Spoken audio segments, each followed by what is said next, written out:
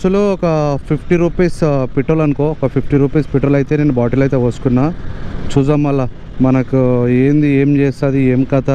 అసలు నిజంగా నాకు రీడింగ్ ఎందుకు ఖరాబ్ అయిందో కూడా అర్థమవుతలే. సో ఒకవేళ బండి ఆగిపోయింది అనుకో, మన దగ్గర పెట్టుకున్న పెట్రోల్ బండిలో పోసుకొని డైరెక్ట్ నేను ఉన్న లొకేషన్కి అయితే వెళ్ళిపోతా. వెళ్ళిపోయిన తర్వాత అక్కడ నేను చెక్ చేయించుకుంటా ఏంది ప్రాబ్లం, రీడింగ్ది కొత్తది వేయించుకోవాలా లేకపోతే దీంట్లో సెట్ చేస్తాడా అని చెప్పేసి. ఓకేనా.